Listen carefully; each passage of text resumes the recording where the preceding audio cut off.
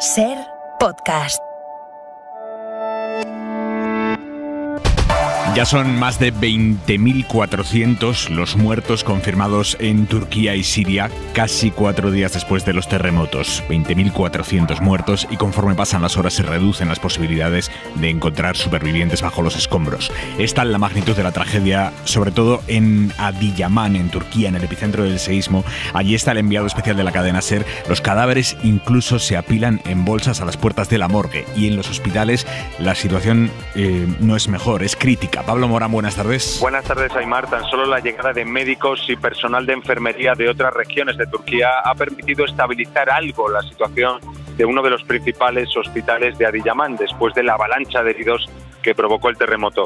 Se quedaron sin comida ni medicinas en las primeras horas, y hoy la huella del seísmo se nota todavía en las grietas del suelo, en las ventanas con cristales rotos o en los falsos techos caídos con las lámparas colgando. Aún así, el centro funciona, algo que no pueden decir todos los hospitales de la ciudad, y el personal pone todo de su parte para que la lista de víctimas no aumente. Que no aumente especialmente con la suma de más menores que vemos por decenas en los box de la unidad de cuidados intensivos. Muy cerca, la morgue, que también se ha quedado pequeña, y las bolsas de cadáveres que se apilan a las puertas del recinto. El tiempo, Jordi Carbó. Buenas tardes. Poco a poco las nubes van desapareciendo de la mayor parte del país y mañana solo esperamos chubascos cerca del estrecho, algunos intensos, especialmente entre Cádiz y Málaga, también en Canarias, sobre todo en las islas más occidentales. Pero como decíamos, en la mayor parte del país, viernes soleado con algunos momentos de nubes y temperaturas que invitarán a abrigarse. De hecho, mañana las mínimas serán más bajas que hoy, heladas en prácticamente todo el interior peninsular, incluso en algunos puntos al norte del Mediterráneo. Durante la tarde, las máximas muy parecidas a estos últimos días. Hay media hora 25 deportes. Jesús Gallego, buenas tardes. Buenas tardes, estamos en las últimas horas de la ventana de traspasos en la NBA. El español Serge Ibaka se marcha de Milwaukee para jugar en Indiana. También hay dudas sobre si puede ser traspasado Willy Hernán Gómez en un mercado donde la gran noticia ha sido el traspaso de Kevin Durant a los Phoenix Suns. Empieza hora 25. Con la decisión del Tribunal Constitucional, que después de 13 años ha rechazado el recurso que presentó el PP contra la ley de plazos del aborto del gobierno Zapatero. El Pleno ha avalado toda la norma que establece los plazos para interrumpir voluntariamente el embarazo. La sentencia no está escrita todavía, pero la mayoría progresista ha tumbado el borrador del magistrado Enrique Arnaldo, magistrado a propuesta del PP, que sí cuestionaba algunos puntos de la norma. El Pleno ha tumbado ese borrador y ha encargado otro a la vicepresidenta del Constitucional, que avalará la ley. Miguel Ángel Campos. El Pleno ha acordado por mayoría rechazar la ponencia del conservador Enrique Arnaldo al considerar que no existen motivos de inconstitucionalidad en la ley de plazos de Zapatero y encargar la nueva ponencia que validará por completo esa ley a la vicepresidenta Inmaculada Montalbán. La intención del presidente, como avanzó la SER, es que Montalbán presente en un mes el nuevo texto para su aprobación definitiva. El texto de Montalbán no solo validará la ley de plazos de Zapatero, sino que intentará tapar las vías abiertas dejadas por Arnaldo a futuros recursos como el consentimiento paterno en mujeres de 16 años y sustituirá frases extraídas de sentencias de hace 40 años con tufo reaccionario, recalcan,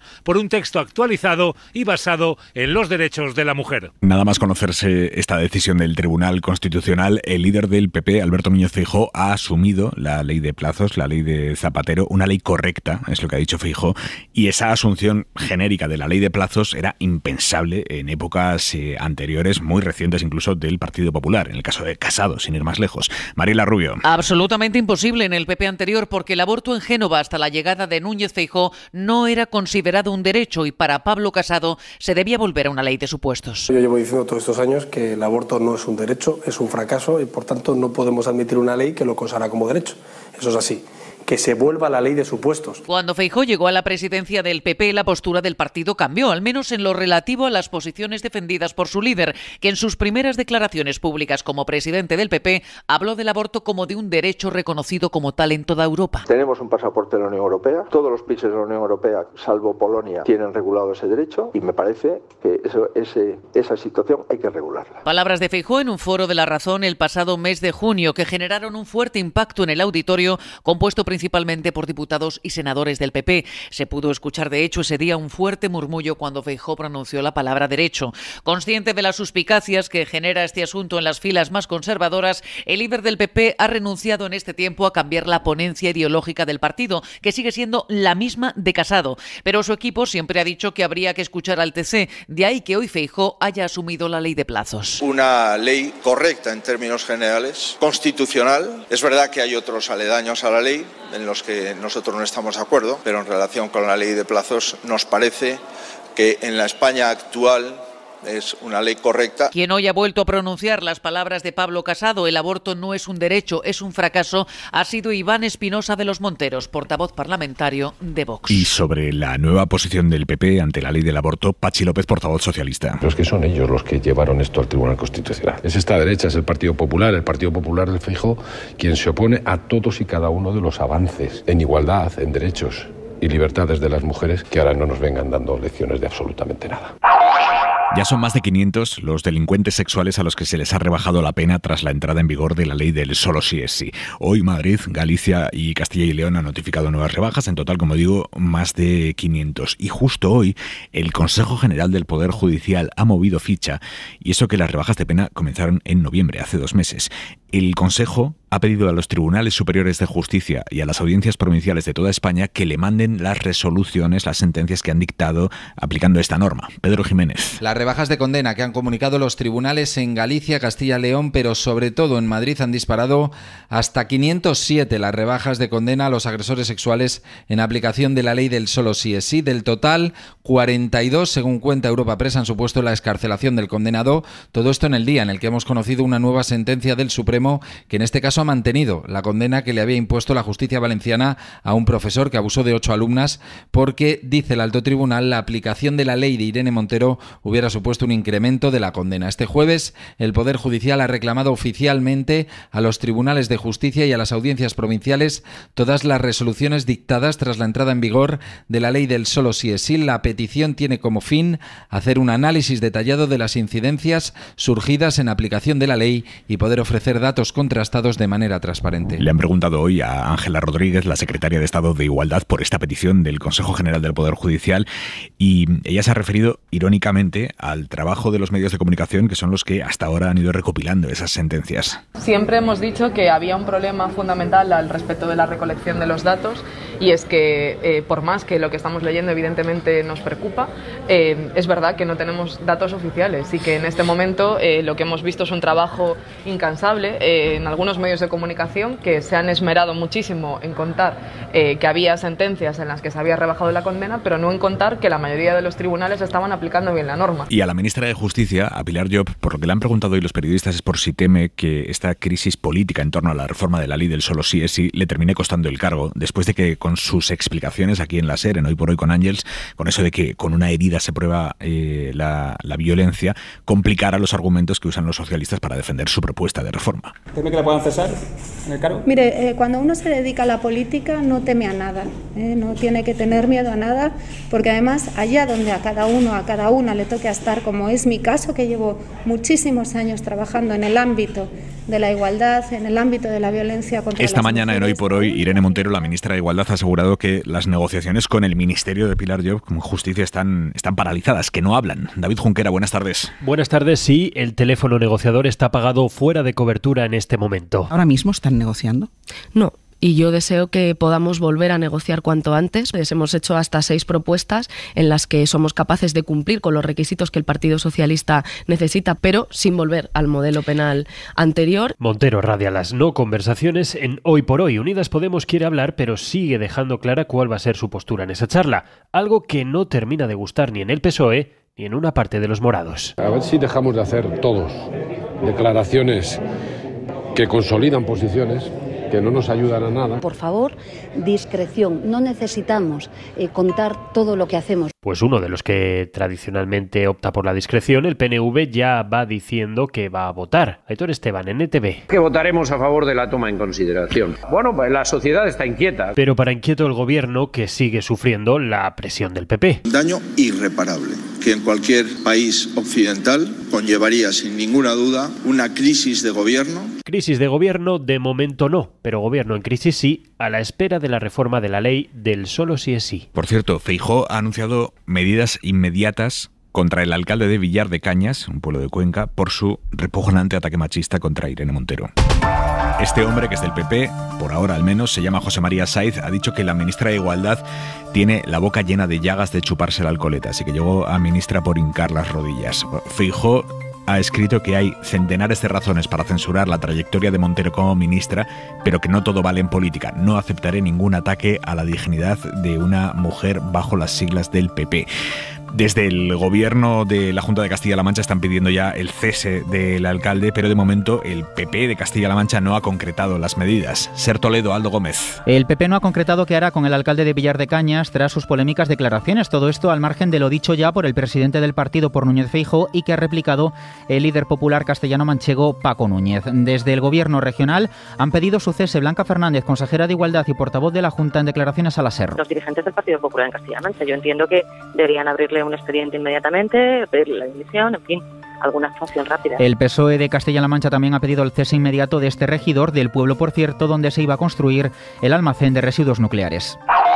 El Ministerio del Interior ha mandado una instrucción a las fuerzas y cuerpos de seguridad del Estado para que empiecen a avisar a las mujeres víctimas de violencia machista de si su agresor tiene antecedentes por haber maltratado a otras parejas antes. No se va a hacer de forma generalizada, sino que los policías tendrán que valorar el riesgo que corre la mujer o gente de su entorno antes de avisar de esos antecedentes. Evaluarán cosas como la gravedad de las amenazas, los celos extremos o si la mujer ha amenazado o amagado con romper la relación, por ejemplo. Mariola Laurido, buenas tardes. Buenas tardes. Es el protocolo de los maltratadores reincidentes que entra en vigor mañana. Desde este viernes los policías comunicarán ya a las víctimas que están con un agresor peligroso. ¿En qué casos alertarán de los antecedentes? Pues en situaciones con factores de riesgo importante y se tema que puede ejercer sobre la mujer una violencia grave o letal. Interior contabiliza casi 8.000 casos de riesgo de especial relevancia. Los agentes no se van a limitar solo a informar, tratarán de convencer y hacer ver a la víctima que su integridad o la de sus hijos está en peligro. A él se le va a controlar, se le va a hacer seguimiento policial y las medidas de protección se extenderán a las parejas anteriores. En el Biogen hay 61.000 persistentes, agresores con 2, 3, 4 o incluso más víctimas. Son el 9% del total. Únicamente se avisará de los que lleven 5 años fichados en este sistema. También se va a alertar de los reincidentes a la Fiscalía y a los juzgados. Con el debate sobre la reforma de la ley del solo sí es sí abierto, el naufragio que han evitado hoy los socios de gobierno es el de la ley de bienestar animal, que finalmente sí ha salido adelante en el Congreso. Unidas Podemos ha cedido y ha votado a favor de la norma, pese a que los perros de caza no estarán incluidos en la protección que establece esta ley para los animales domésticos. Esto era lo que quería el PSOE, pensando sobre todo en las zonas en las que la caza tiene mayor peso, en el mundo rural. Los morados finalmente han cedido. Yone Belarra. Hemos llegado tan lejos como hemos podido con las fuerzas que tenemos, pero vamos a seguir trabajando para garantizar los derechos de todos los animales. Dejar fuera de esta ley a los perros de caza es dejar en la impunidad a los maltratadores de perros de caza, señorías. Pero desde el PSOE, Begoña Nassarre ha puesto el acento en proteger la actividad de la caza. Estas leyes garantizan esa necesaria protección y legislar contra el maltrato y el abandono con rigor. Por ello, hay que proteger una actividad tan importante como la actividad cinegética. La ley va ya camino del Senado, donde tendrá que aprobarla y ya entrará en vigor. Cuando entre en vigor definitivamente la ley se acaba lo de comprar perros y gatos en tiendas de animales, que solo podrán vender pájaros, peces y roedores. Se regula el tiempo que pueden estar solos. Los perros 24 horas, 3 días máximo los gatos. La lista de animales que se permitirá tener como mascotas no está cerrada, de ahí la inquietud de mucha gente que tiene pájaros en casa. Luisa Fernández es vocal de la Organización Colegial de Veterinarios. En nuestro país hay muchos propietarios de animales exóticos, algunos tan habituales como hámster, los loros o los periquitos, y que no saben si sus animales van a ser ilegales o no. Este listado se cerrará tras la aprobación de la ley, que podría dejar fuera también a conejos y tortugas, aunque si ya se tienen no hay que desprenderse de ellos hasta que mueran. 2 novedades más. Para tener un perro habrá que hacer un curso obligatorio y gratuito, y en los circos se prohíben los animales salvajes. Información de María Manjabacas. Lío a cuenta del sueldo de Antonio Garamendi, al frente de la COE, de la patronal COE. Publica hoy El País que el presidente de los empresarios llevaba 4 años facturando como autónomo a la COE. Era su jefe, pero cobraba como autónomo. Eso va a cambiar a partir de ahora. La organización lo ha contratado ya formalmente como alto ejecutivo y le ha subido el sueldo un 3% hasta casi los 400.000 euros. La vicepresidenta Yolanda Díaz, aprovechando esa cifra, pide a los empresarios coherencia. Creo que en la vida hay que ser coherente y seguramente con un salario de 400.000 euros tendrá la perspectiva suficiente para hacer ver que los trabajadores y las trabajadoras, que además están teniendo en grandes empresas enormes beneficios, tienen sí que subir los salarios en el conjunto del país. La COE pide respeto por esta decisión, por lo que cobra Garamendi. Asegura que no hay nada ilegal en lo que han hecho. Elsa Llorente. Antonio Garamendi ha estado emitiendo facturas a la COE durante los últimos 4 años. El patrón de patronos era autónomo, sin vinculación laboral con la organización que preside. Ha estado pasando facturas cada mes por un valor de 350.000 euros al año. Pero esto cambió el pasado día 25, cuando la Junta Directiva decidió por unanimidad contratar a su jefe. Según ha adelantado El País, cobrará un sueldo próximo a los 400.000 euros al año. Se sube el sueldo un 3%. Los sindicatos, con los que se ha visto hoy en una reunión en el Ministerio de Economía, no han querido valorar esta noticia, pero sí recordar algo: Unai Sordo, de Comisiones Obreras. Las retribuciones de los altos directivos de las empresas del IBEX 35 en España son 100 veces superiores al salario medio de esas empresas. La ministra de Trabajo, Yolanda Díaz, ha asegurado que va a mirar si todo esto se ajusta a la legalidad. He conocido el supuesto y desde luego lo voy a mirar, como hacemos siempre. Y ha aprovechado para pedirle a la patronal y pido que se sienten a negociar la revalorización salarial y un poco de coherencia. Que se siente en la mesa para negociar el acuerdo marco para subir salarios en España.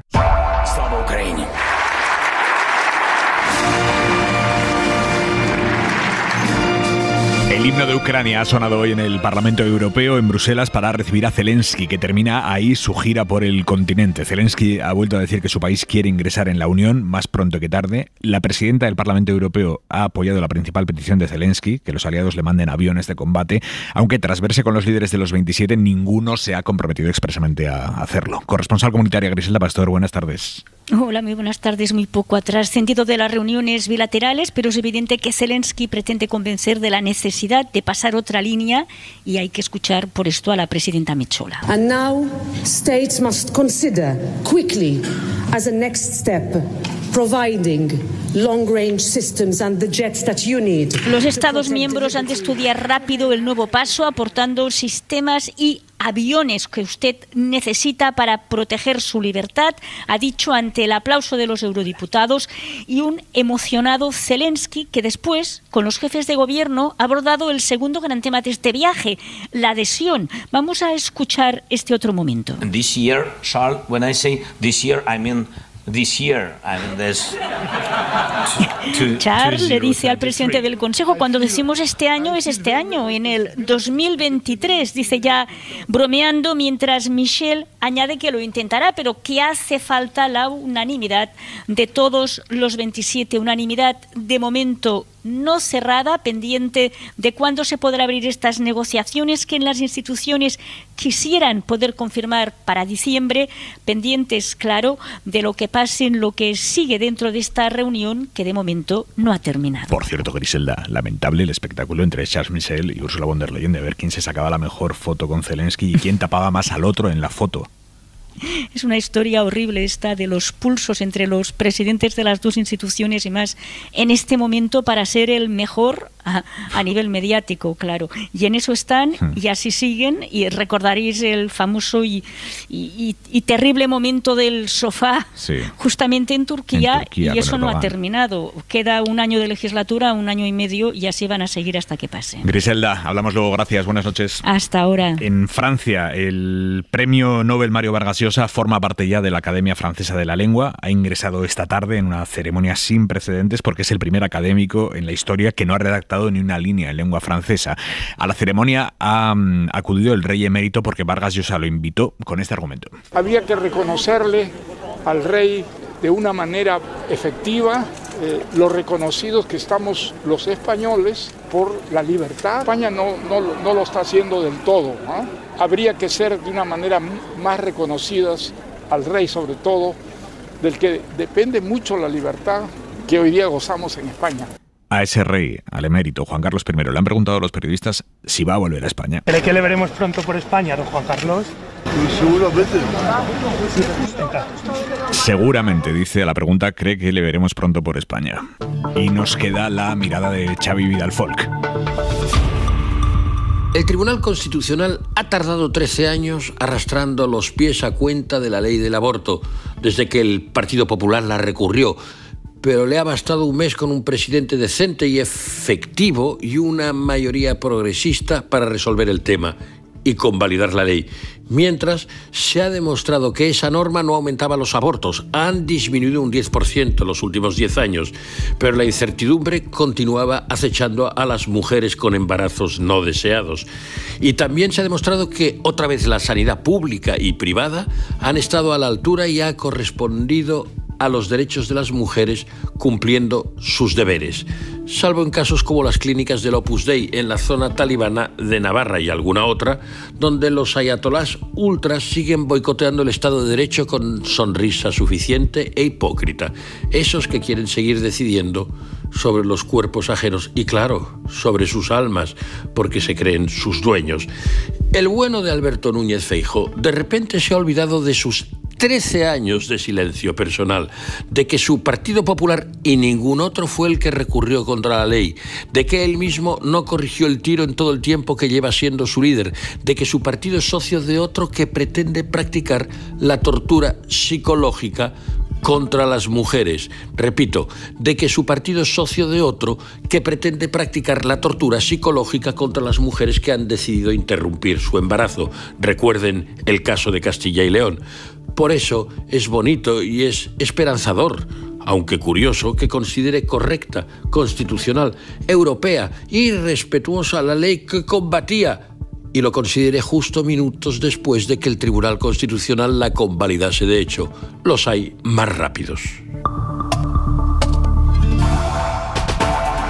Y noticia de ahora mismo, el todavía alcalde de Villar de Cañas acaba de utilizar las cuentas institucionales del ayuntamiento para emitir un comunicado en el que no anuncia su intención de dimitir, sino que pide unas disculpas por haber dicho que Irene Montero tiene la boca llena de llagas, de chuparse la alcoletas y que llegó a ser ministra por hincar las rodillas. Dice, quiero pedir disculpas a las personas que se hayan podido sentir ofendidas y en especial a Irene Montero por las palabras que pronuncié. La crispación y el malestar social y político en el que se encuentra sumido en la actualidad nuestro país no es excusa para que en ese momento no hubiera pensado y evitado realizar unas valoraciones tan desafortunadas. Como digo, de dimitir ni palabra. Veremos exactamente cuáles son las medidas que ha anunciado Alberto Núñez Feijóo respecto a este hombre que sigue siendo alcalde de la localidad a esta hora de la tarde. Suscríbete a Hora 25. Todos los episodios y contenidos adicionales en la app de Cadena SER y en nuestros canales de Apple Podcast, Spotify, iVoox, Google Podcast y YouTube. Escúchanos en directo en la SER de lunes a viernes a las 8 de la tarde.